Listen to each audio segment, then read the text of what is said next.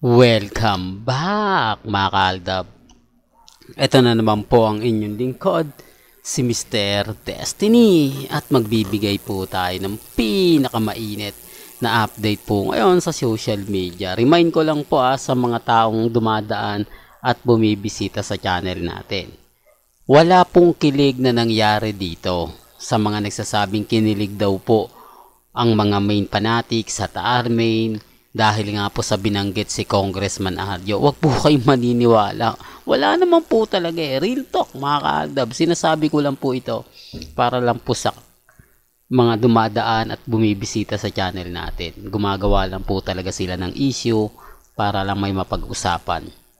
Lalo na nga po pagdating kila Mengay at kay Alden Richards. Ako masayang masaya po ako sa mga nagsasabi ng ganito, sa mga nagsasabi ng ganon.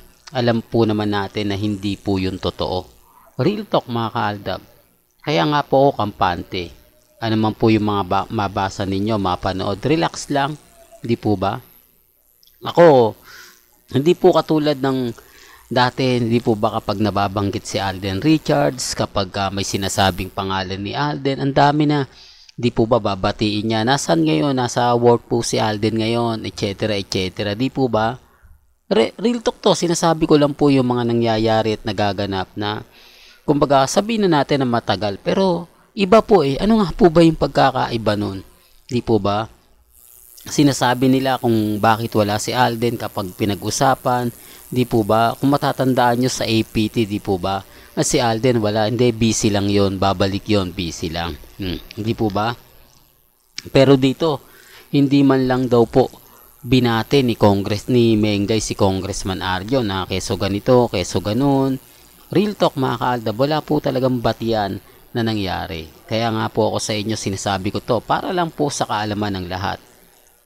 Na ano man po yung gawin nila, wala talaga. Ano man po yung sabihin nila, di po ba? Pero bago natin ituloy itong napakagandang update natin, kung bago ka lang sa channel na to at isa kang true-blooded Aldab Nation na nagmamahal po kila Mengay at Isoy, tama po ang channel na pinuntahan mo, kaya consider na po kitang bagong subscriber. At huwag mong kalimutang i-share ang mga video po natin sa mga mami, sa mga titas, at sa mga senior. Segment, sana binati man lang niya. Total na pag-usapan naman. Di po ba?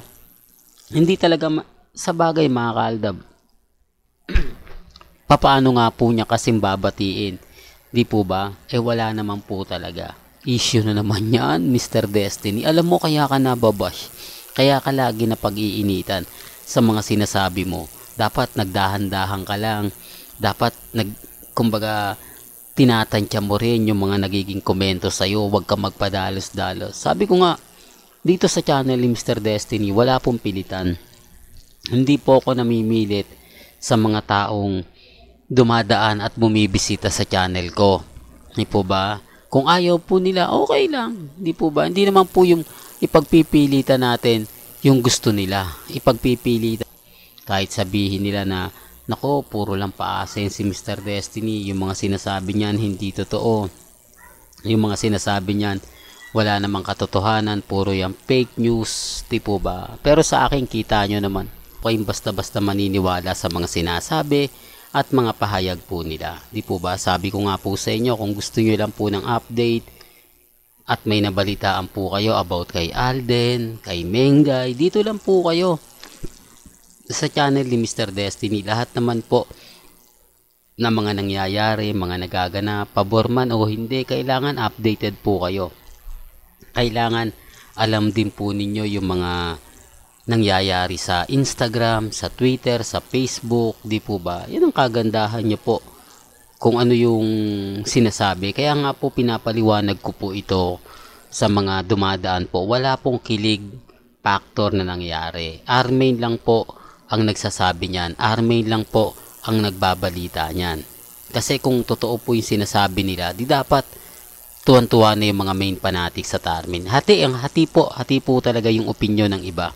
Kasi sinasabi nga po ng iba na wala namang hanggang sa muli. Salamat po sa panonood at pakikinig.